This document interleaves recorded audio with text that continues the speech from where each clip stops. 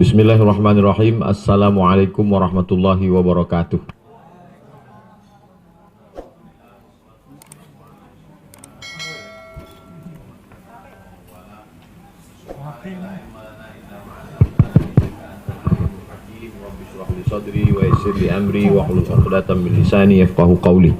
Yang sama-sama kita hormati Ketua Badan Amil Zakat Nasional Provinsi Kalimantan Selatan beserta seluruh pengurus Basnas yang tidak dapat saya sebutkan satu persatu, para muzaki, kemudian adik-adik penerima zakat yang akan melanjutkan pendidikan. Insya Allah kita semua dimuliakan Allah Subhanahu wa Ta'ala. Baru saja tadi kita saksikan penyerahan zakat kepada mahasiswa yang memperoleh kesempatan untuk melanjutkan pendidikan ke Timur Tengah. Ini membangkitkan lagi kenangan saya 22 tahun yang lalu. 1998 saya juga lulus mendapatkan beasiswa ke Al-Azhar. Lalu saya membuat surat permohonan ke Badan Amil Zakat. Alhamdulillah saya diminta datang ke kantor Basnas. Saya masih ingat, walaupun sudah 22 tahun, waktu itu Basnas ngasih saya uang 200.000. Sementara $1 20.000. Karena waktu itu kita kena krisis moneter. Jadi saya waktu itu dalam hati saya terus terang sakit hati dengan Badan Amil Zakat. Jadi sakit hati saya itu saya ungkapkan dalam bentuk ketika saya pulang, saya menjadi pengurus zakat bagian sosialisasi Badan Amil Zakat Provinsi. Saya mesti membalas sakit hati saya 20 tahun yang lalu. Adik-adik saya jangan sampai mengalami seperti saya. Makanya tadi ketika melihat Badan Amil Zakat Nasional Provinsi Kalimantan Selatan bisa memberikan bantuan, dan ini tadi dikatakan akan ada bantuan setiap tahun, maka terbalaslah sakit hati saya 22 tahun yang lalu. Artinya adik-adik saya yang akan melanjutkan ke Al-Azhar, ke Yaman, kemanapun berada, tidak mengalami nasib seperti saya dulu. Mereka adalah orang-orang beruntung, mereka adalah orang-orang yang bertuah. Kenapa demikian?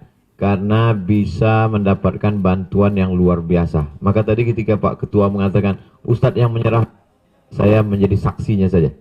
Saya disaksi bahwa yang selama ini mungkin ada di antara masyarakat, bil khusus masyarakat di Banjarmasin, kemudian secara umum di Kalimantan Selatan, yang merasa ragu-ragu, bimbang-bimbang. Ini kira-kira zakat saya ini sampai atau tidak. Nah, maka jangan ragu, tidak bimbang sama sekali, karena memang alokasinya sudah tepat. Innamas shadaqatu lil fuqara wal masakin wal amilina 'alaiha wal mu'allafati qulubuhum wa fir riqab wal gharimin wa fi sabilillah wa banis sabil. Asnaf-asnaf ini mendapat. Dan kebanggaan bagi masyarakat Kalimantan Selatan bahwa Basnas Kalimantan Selatan ini mendapat penghargaan Basnas Award terbaik dalam hitungan-hitungannya, dalam proses prestasinya yang awal-awalnya hanya sekitar 700 juta, sekarang malah bisa menjadi 9,5 miliar. Oleh sebab itu dari 700 juta menjadi 9,5 miliar. Nah, dan kita berharap ke depan lebih besar lagi. Karena sebenarnya masalah zakat ini kan masalah trust, masalah kepercayaan masyarakat. Kalau masyarakat percaya, lalu kemudian ada bukti real nyata, meningkat. Jadi dari 700 juta bisa menjadi 9,5, itu menunjukkan masyarakat Kalimantan Selatan percaya. Kalau sudah dia percaya, orang kalau sudah percaya, jangankan uangnya, nyawanya pun dia berikan. Tapi Basnas tidak minta nyawa, Basnas minta bayar zakat aja. Kalau ada nanti yang mau menyerahkan nyawanya ke Basnas, itu tidak tepat, tidak benar. Dia cukup membayarkan zakatnya saja. Oleh sebab itu banyak di antara kita ini sholatnya rajin, zikirnya kuat, ikut maulidnya rutin, tapi mohon maaf dia makan haram. Kenapa bisa makan haram? Ya karena tidak bayar zakat. Wa fi amwalihim haqqum ma'lum. Di dalam hartamu itu ada harta orang lain. Lis-sa'ili wal mahrum. Umat Islam itu terbagi dua. Ada yang sa'il yang meminta, tolonglah bagi saya zakat Pak. Tapi ada satu lagi yang wal mahrum. Mereka menjaga harkat, martabat, marwah, harga dirinya. Mereka tidak minta-minta. Oleh sebab itu maka dulu zakat itu sebetulnya dikutip dari rumah ke rumah. Makanya petugas zakat itu zaman dulu 3. 1 tukang kutip, 2 tukang hitung, 3 tukang bagi, distribusi. Sekarang kan kita kepada masyarakat dihimbau membayar zakat. Yang namanya himbau mengimbau itu, orang biasanya, memangnya kalau saya nggak bayar zakat kenapa? Oleh sebab itu tidak sama dengan pajak. Ketika orang tidak membayar pajak, dia akan didenda, ada political will, ada kekuatan. Oleh sebab itu maka zakat ini di samping juga kesadaran, alhamdulillah dalam undang-undang kita siapa yang membayar zakat, tapi zakatnya mesti terdaftar, ada bukti pembayarannya, maka pajaknya berkurang. Itu dialami sendiri oleh jamaah kita. Jadi salah seorang jamaah bekerja di salah satu perusahaan minyak menelpon saya, Ustaz Abdul Somad, ya saya baru saja bayar pajak tadi Pak Ustaz. Terus pajak saya tahun ini dikembalikan 2 juta rupiah. Kenapa saya katakan? Karena ternyata saya aktif bayar zakat ke Basnas. Dan ada bukti slipnya saya laporkan. Karena Anda bayar zakat, maka pajak Anda berkurang. Terus kamu nanya apa?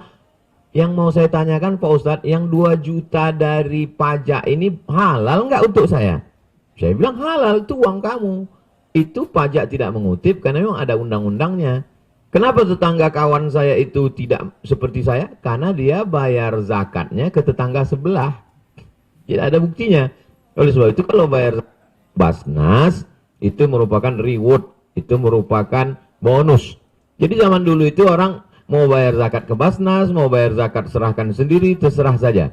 Mau punya prestasi, tidak ada penghargaan. Tapi hari ini kita lihat ternyata adik-adik kita yang mendapat beasiswa tadi adalah musabaqah qiraatul kutub, lomba baca kitab kuning, dia juara.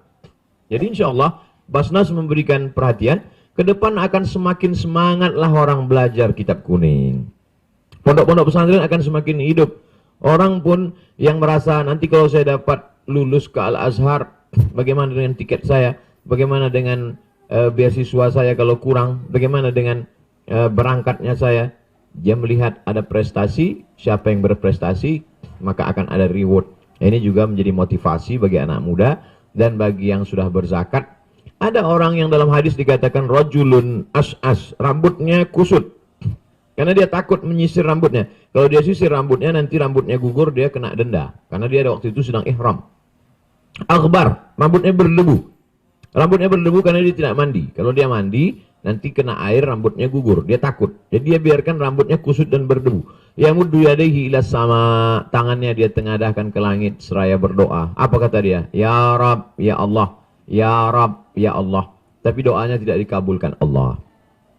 Padahal dia berada di tanah suci, dalam keadaan suci, dalam keadaan umroh, dalam beribadah di samping Ka'bah, menengadahkan tangan ke langit dalam keadaan musafir. Semua rukun doa makbul dia sudah dapat.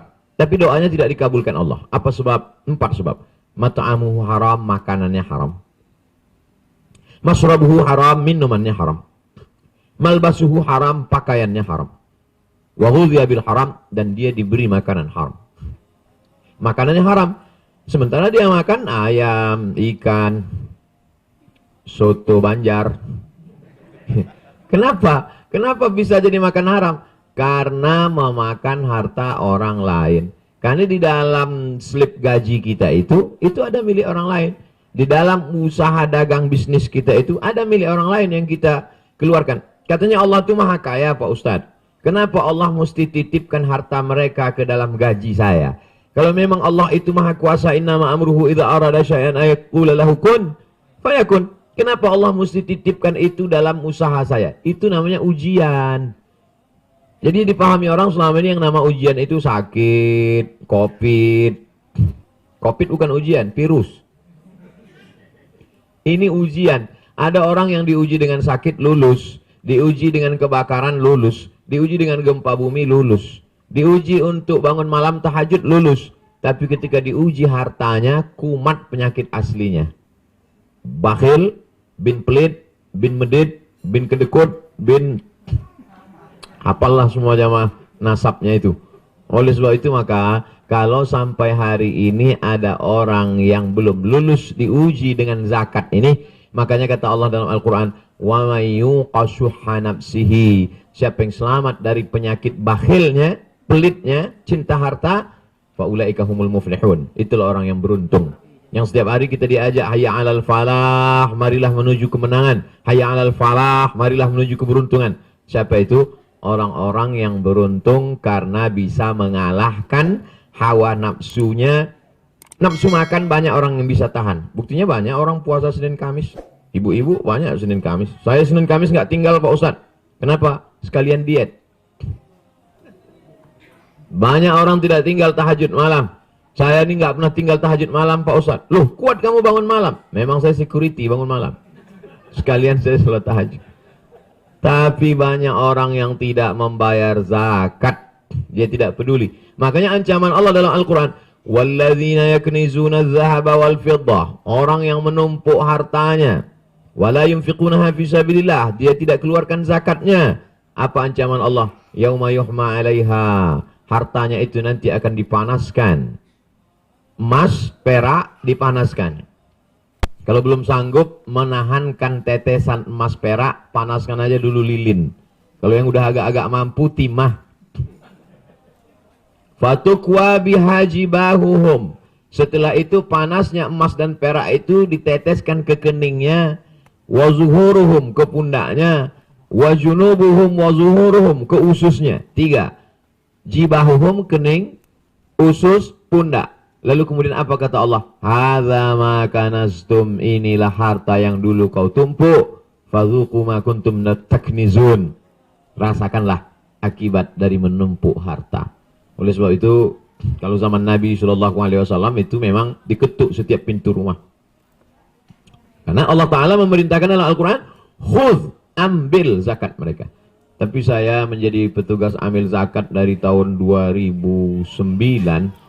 Belum pernah saya mengetuk pintu rumah orang. Hanya sosialisasi dari kantor ke kantor. Kantor dinas, BUMN, kantor badan. Itu pun sudah orasi 1 jam. Selesai itu, ada yang bayar zakat? Mohon maaf Pak Ustadz, kami fakir miskin semua. Kenapa kalian fakir miskin? Karena kami sekarang datang ke kantor cuma tanda tangan Pak Ustadz. Gaji kami sudah kena potong semua. Ternyata SK-nya kena sekolah kan, ada yang S1, ada yang S2. Jadi datang ke kantor itu udah nggak nerima gaji lagi. Ini orang yang pura-pura miskin. Karena sebetulnya dia udah terima duluan itu duit. Jadi yang bagi yang sudah menerima uang duluan, segerakan zakatnya.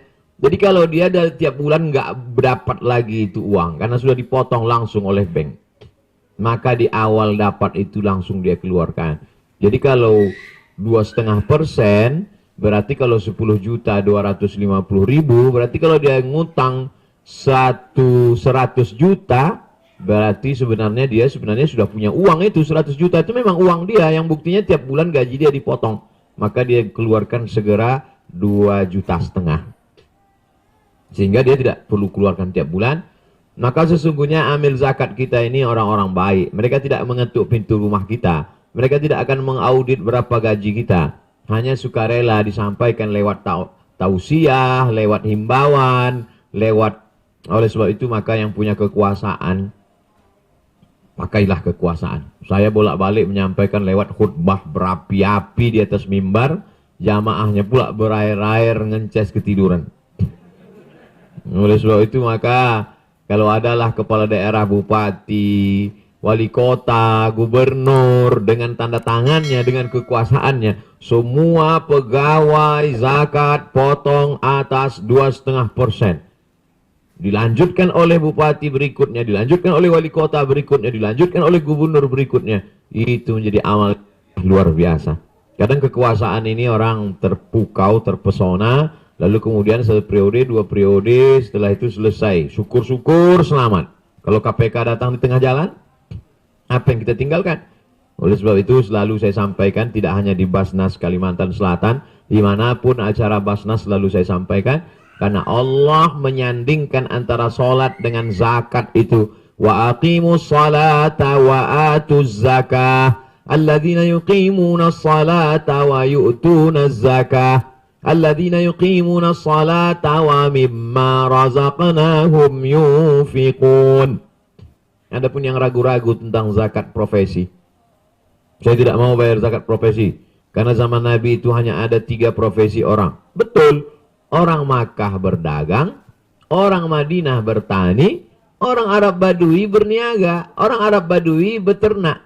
Makanya zakat yang populer ketika itu 3 saja. Zakat dagang, zakat tani, zakat ternak. Tapi dengan majunya ilmu pengetahuan, ada orang yang tidak dagang, tidak tani, tidak ternak, tapi zakatnya, uangnya lebih banyak dari pedagang, petani, dan peternak.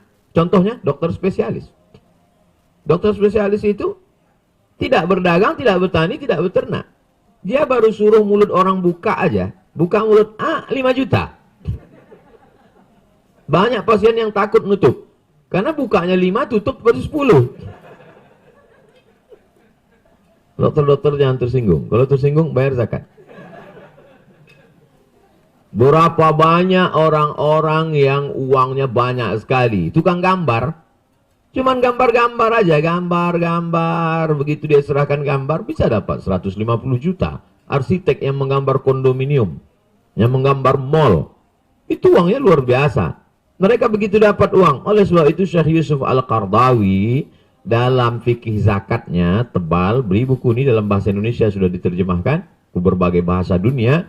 Maka sesungguhnya bukan zakat kontemporer, itu bukan berarti maksudnya zakat itu hanya ada sekarang. Pada masa pemerintahan Muawiyah, Muawiyah sudah mengutip zakat dari tentara-tentara dan pegawai kerajaannya. Muawiyah itu kapan? Nabi Muhammad, Abu Bakar, Umar, Utsman, Ali. Setelah meninggal Sayyidina Ali, sempat 6 bulan dijabat oleh Sayyidina Hasan, anak Sayyidina Ali. Setelah itu baru berpindah ke Muawiyah. Jadi pada awal-awal Islam, zakat profesi itu sudah ada. Tapi paling populer zakat profesi itu pada masa Umar bin Abdul Aziz. Meninggal tahun 110 Hijrah. Jadi Umar bin Abdul Aziz itu mengutip zakat, bisa dilihat dalam kitab Imam yang berjudul Kitab Al-Amwal, Abu Ubaid. Di situ dijelaskan riwayat-riwayat bahwa zakat tentara, zakat pegawai kerajaan sudah dikutip oleh Muawiyah, dilanjutkan oleh Umar bin Abdul Aziz. Dikumpulkan riwayat ini. Umumnya secara umum dalam Al-Quran jelas, wa anfiqu min thayyibati ma kasabtum. Keluarkanlah zakat dari hasil usahamu. Ayatnya umum. Kalau kebetulan zaman Nabi itu memang usaha mereka 3, beternak, bertani, berdagang. Tapi zaman sekarang orang usahanya macam-macam. Ada usaha jasa luar biasa, pengacara, advokat, lawyer, pembela. Apapun profesi orang hari ini yang menghasilkan sesuatu hasil, maka dia keluarkan.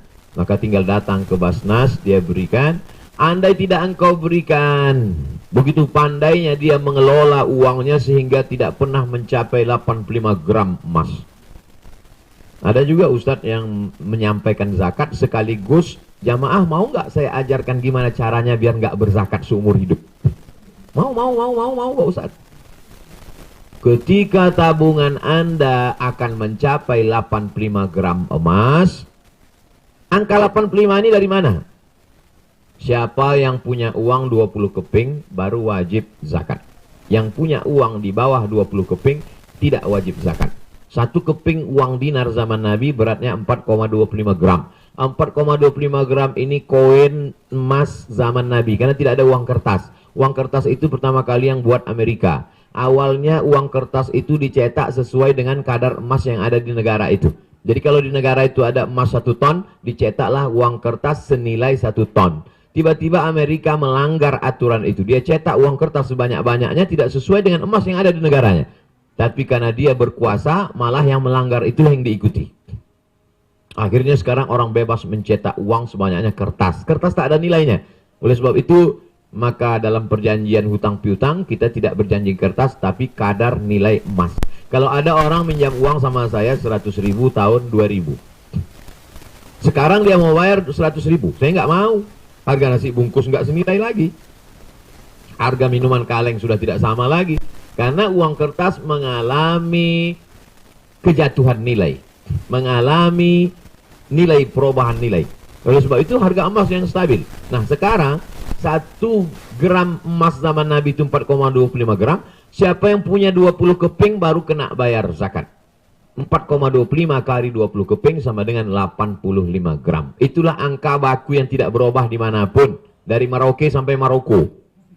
85 gram. Ingat saja 85, 85, 85, 85, 85, 85. Jangan setelah pengajian berubah jadi 58. 85 gram. Zaman Nabi tidak ada miligram, tidak ada kilogram, tidak ada telegram. Dari mana asalnya itu? Karena 1 keping uang dinar 4,25 gram kali 20 keping sama dengan 85 gram.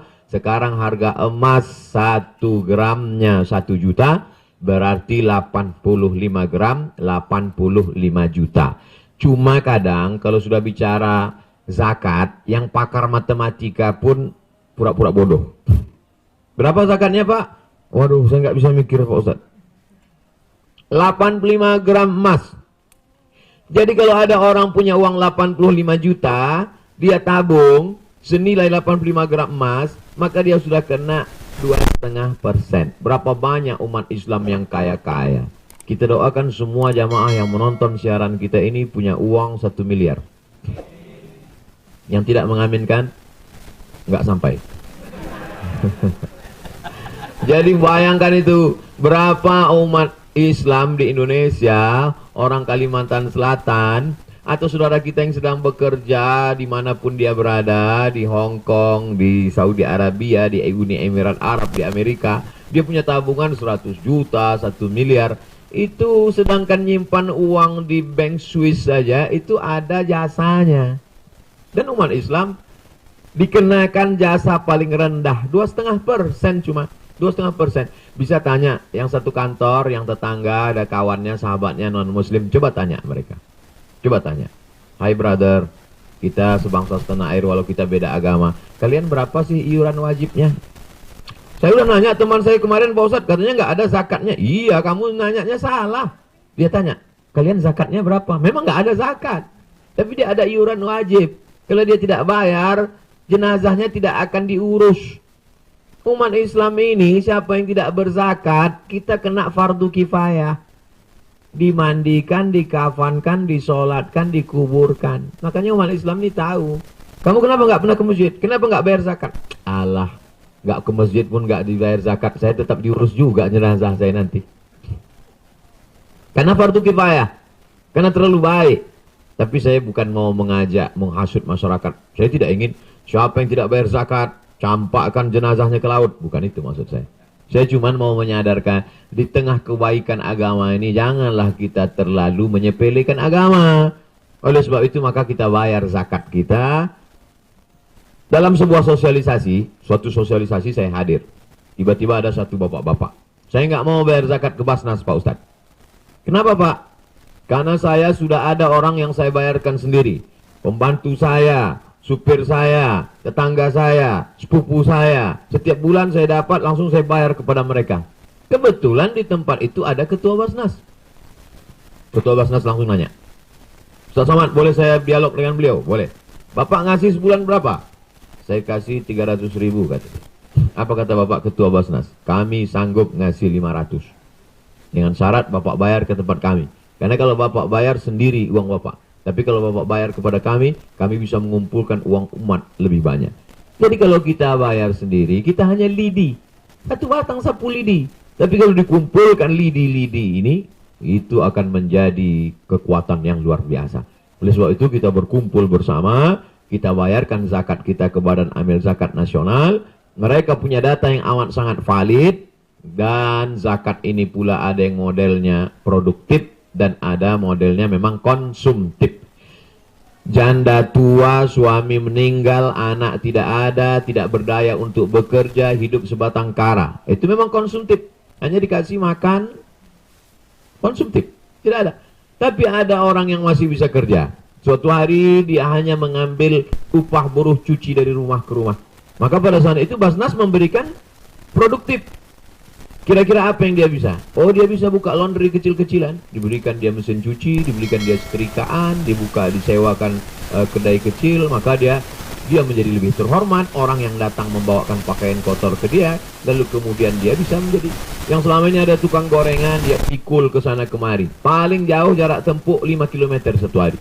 Tapi begitu ada zakat produktif, diberikan mereka motor, diberikan, sehingga peluang dia untuk mengais rezeki lebih besar lagi. Jadi itu tidak akan terwujud kalau itu dilakukan umat Islam sendirian. Karena zakat kita ini rata-ratanya kita hanya memberi ikan. Kasih ikan, habis. Kasih ikan, habis. Tapi kalau Basnas yang mengelola itu, mereka tidak kasih ikan, tapi kasih pancing. Yang bisa mancing. Karena ada juga orang yang tidak bisa kita kasih pancing, yaitu tadi yang konsumtif. Kalau yang konsumtif itu kita kasih pancing, habis dia dilarikan ikan. Oleh sebab itu maka ada orang-orang yang konsumtif, ada orang-orang yang produktif. Dan itu hanya bisa dilakukan oleh Basnas. Karena di Basnas itu tidak hanya ada tuan guru, kiai, ulama, tapi di Basnas juga ada pakar ekonomi, di Basnas juga ada para usahawan, di Basnas juga ada berbagai macam orang yang punya disiplin keilmuan, berkumpul bersama, digodok bersama, sehingga zakat kita menjadi lebih terpercaya. Mimpi umat Islam yang paling besar adalah seperti yang dilakukan Umar bin Abdul Aziz. Tidak sampai 3 tahun dia berkuasa, dia menantang.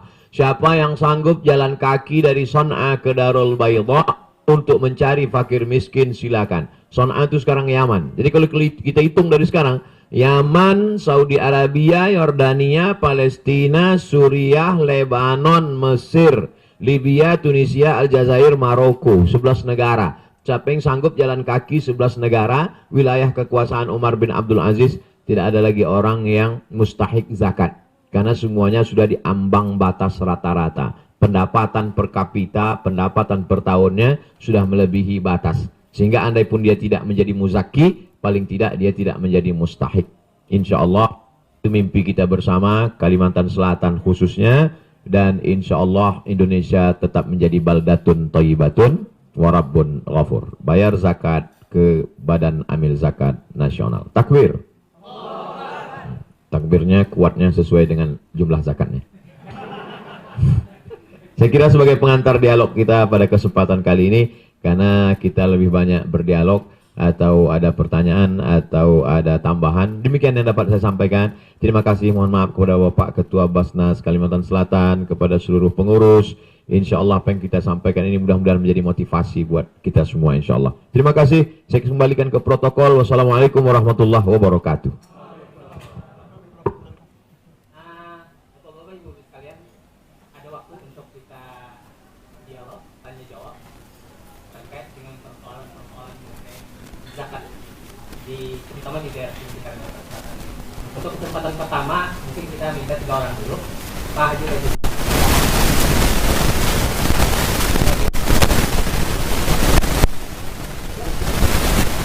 Dulu, silakan.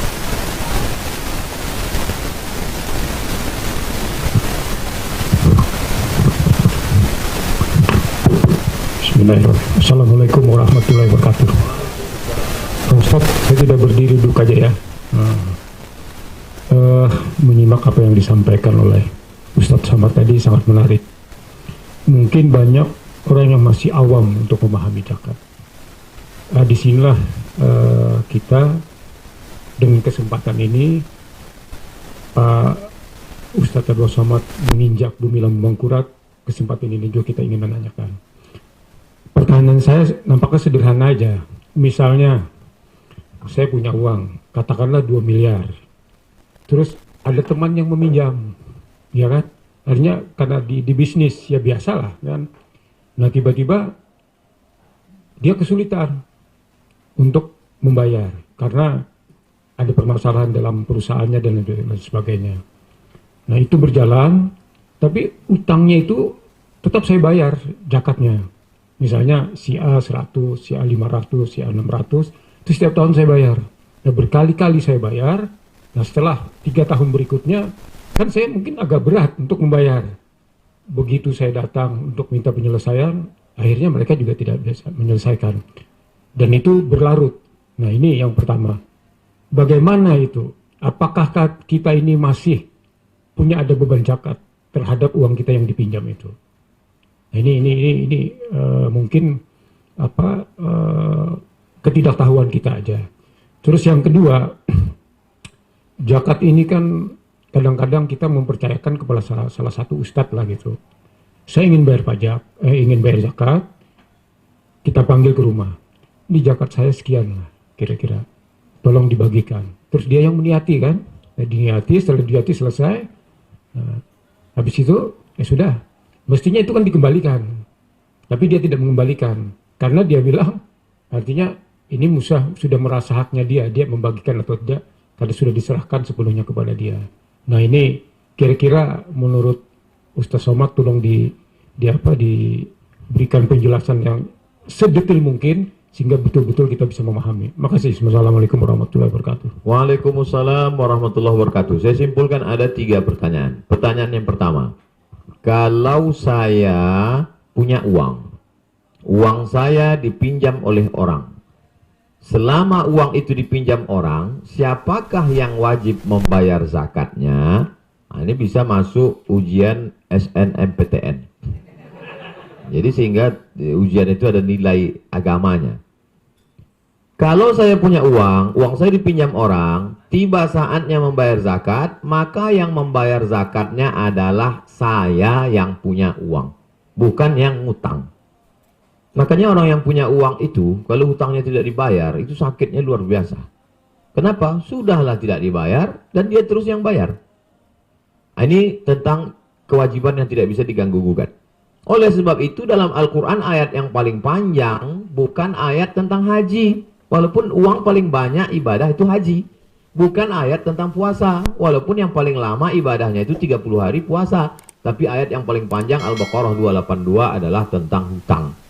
Ya ayyuhalladzina amanu, wahai orang beriman, idza tadayantum bidainin ila ajalin musamma, kalau kau menjalin transaksi hutang piutang sampai batas waktu tertentu, faktubuh, tulislah, wal yaktub bainakum katibun bil adli, hendaklah ada seorang penulis yang adil. Ingat, zaman Nabi yang bisa nulis itu cuma 40 orang.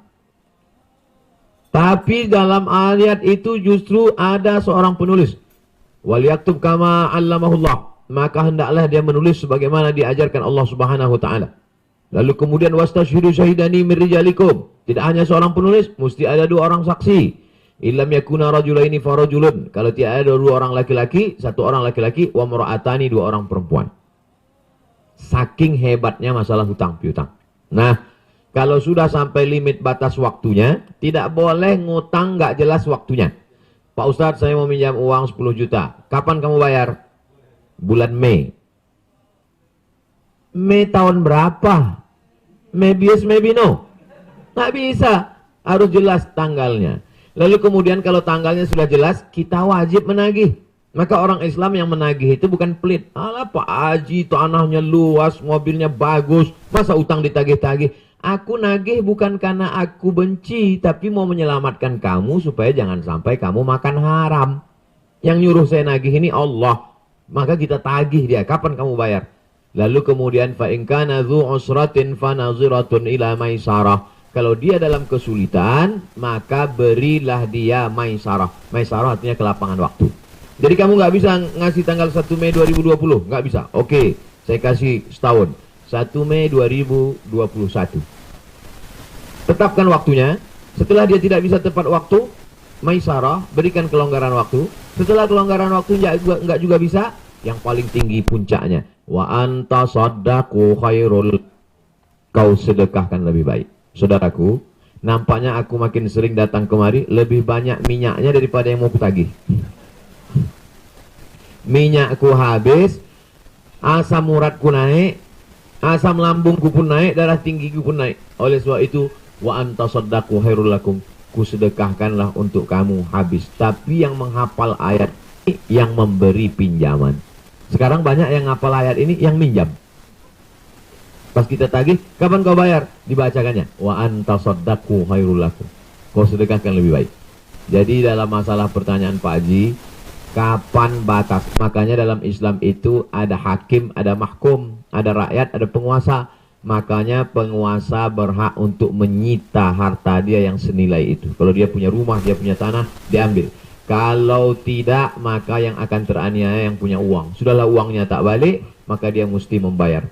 Jadi itulah 3 langkah yang diajarkan Islam. Yang pertama, tetapkan waktu. Yang kedua, kasih tenggat waktu. Yang ketiga, serahkan semuanya. Kalau tidak, maka penguasa mesti mengambil jurusita, dilaporkan kepada karena negara kita negara hukum. Kalau tidak, kita akan terus-menerus membayar.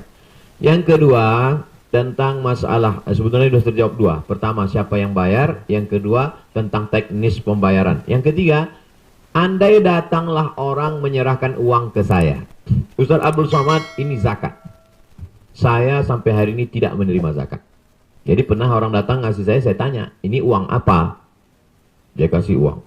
Uang apa ini? Ini zakat Pak Ustaz. Oh, saya nggak nerima zakat. Antum serahkan ke Basnas. Ustaz lah nyerahkan. Enggak, saya bukan orang Basnas. Saya memang pegawai Basnas. Saya memang tim sosialisasi Basnas. Tapi saya tidak punya kuasa untuk membagikan ini. Sebetulnya, saya bisa aja sebetulnya. Kalau mau, bisa saya ambil, saya serahkan. Tapi saya tidak mau umat ini salah jalan. Nanti kalau salah jalan, ini umat bisa trauma sama Ustadz. Kalau ada orang trauma sama narkoba, masih alhamdulillah. Kalau ada orang trauma dengan khamar, masih alhamdulillah. Saya khawatir dia, aku trauma sama Ustadz. Itu kan bahaya. Oleh sebab itu, serahkan kepada jalur yang benar, serahkan, tunjukkan dia. Kalau kamu mau membayar zakat, ke Badan Amil Zakat Nasional.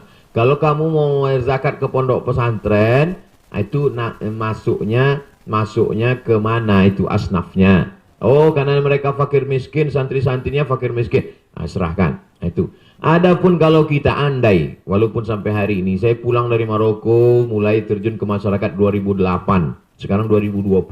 12 tahun, tidak pernah sekalipun saya menerima zakat. Tapi mengarahkan ke yayasan ada. Kirim transfer ke rekening ini, karena rekening ini tiap bulan memberikan dalam bentuk sembako fakir miskin. Tapi untuk pribadi saya menerima, saya tidak berani. Kenapa demikian? Karena ini tidak mendidik. Andai suatu saat nanti saya dibebankan, dia memaksa, saya serahkan, sisanya tetap kita kembalikan ke pemiliknya karena kita hanya sebagai distributornya saja. Tapi cara yang paling bijak adalah kita serahkan ke Badan Amil Zakat Nasional. Kalau di Pekanbaru, saya ceramah di Riau, saya sebutkan itu. Badan Amil Zakat Kota Pekanbaru, kantornya di belakang Masjid Ar-Rahman, di samping kantor KPU, Jalan Sudirman, depan Surya Dumai. Supaya di akhirat saya tidak dituntut Allah Ta'ala. Kalau kamu mau bayar zakat provinsi, datanglah ke komplek Masjid An-Nur, mengarah ke kiblat sebelah kanan. Kalau petugasnya nggak ada, tunggu. Sedetil itu. Kalimantan Selatan, datanglah ke kantor Badan Amil Zakat Nasional Kalimantan Selatan. Alamatnya cari sendiri melalui Google Maps. Ya? Masjid Raya Sabilal Muhtadin di Banjarmasin. Sudah saya sampaikan. Sehingga nanti di hadapan Allah latus alunna yauma idzin anin naim. Hai Abdul Somad, sudah kau sampaikan? Sedetil-detilnya sudah aku sampaikan ya Allah. Sehingga tak ada lagi alasan masyarakat. Adapun ke depan, Badan Amil Zakat Nasional Kalimantan Selatan, tinggal hubungi Ustadz Hatta. Misalnya, Ustadz Somad, ini ada momen besar, tolong buatkan video kalimatnya ini. Saya tinggal baca, saya baca. Hai masyarakat Kalimantan Selatan dimanapun berada, setelah momen besar ini segeralah bayarkan zakat Anda ke nomor rekening berikut ini. Subscribe, like, and share. Paling tidak itu menjadi amal jariah kita. Hanya itu yang dapat menolong kita ketika semua dunia ini hancur, harta tinggal. Tapi ketika mati Abdul Somad, orang Kalimantan Selatan bayar zakat, sedikit banyaknya mengalir juga ke makam kita. Hidupnya yang kita cari itu kan persiapan untuk mati. Demikian. Wallahu a'lam.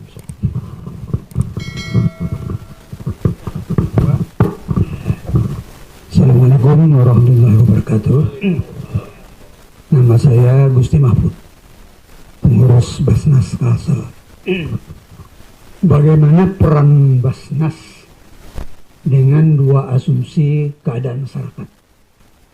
Satu, asumsinya masyarakat masih banyak yang miskin. Asumsi kedua adalah masyarakat seperti zamannya Umar bin Abdul Aziz, berarti tidak ada yang miskin. Pada saat banyak orang miskin, peran Basnas itu ada yang konsumtif, ada yang produktif. Nah, menurut Ustadz, produktif itu mana yang baik? Apakah misalnya kita bantu modal, duit, dan keterampilan, mereka berbuat, terus mereka bisa menghasilkan, kemudian dia berimpak atau zakat kembali kepada Basnas. Yang kedua, kita bantu modal, kepada mereka itu, tapi dengan syarat dikembalikan modal tanpa dipungut bayaran. Itu adalah asumsi peran Basnas di keadaan miskin. Sekarang kalau masyarakatnya seperti yang zamannya Syekh Abdul Umar bin Abdul Aziz itu, tidak ada lagi yang miskin. Bagaimana peran Basnas? Apakah boleh dana Basnas yang banyak itu diinvestasikan ke obligasi, ke saham, dan sebagainya, semacam itu, sehingga menghasilkan pendapatan Basnas itu. Dan selanjutnya mungkin Basnas bisa membagi kalau ada dadakan-dadakan yang diperlukan semacam. Bagaimana pendapat Ustaz? Ketika Nabi Muhammad SAW sampai ke kota Al-Madinah Al-Munawwarah untuk beribadah kepada Allah, dibangunlah Baitullah, namanya Masjid Nabawi. Tapi di samping Baitullah ada namanya Baitul Mal. Karena dalam Islam seimbang antara ibadah yang bersifat badan dengan ibadah mal. Ibadah badan Baitullah, masjid. Tapi ada ibadah maliyah, maka dia berikan ke Baitul Mal. Di antara sahabat yang pernah menjadi petugas penjaga Baitul Mal itu adalah Abu Hurairah radhiyallahu an. Isi Baitul Mal itu ada 7. Zakat, wakaf, infak, sedekah, wasiat, hibah, ghanimah. Zakat, wakaf, infak, sedekah, wasiat, hibah, ghanimah. Ghanimah harta rampasan perang. Jadi itu milik siapa? Milik umat Islam. Adapun orang yang mengatakan tidak boleh menginvestasikan zakat, karena syarat investasi itu mesti milkut tam, pemilikannya penuh. Misalnya saya mau istismar, investasi harta, maka yang boleh saya investasikan itu harta milik saya. Sehingga kalau untungnya dapat ke saya, kalau rugi juga yang nanggung saya. Nah, zakat ini milik siapa? Zakat ini milik umat.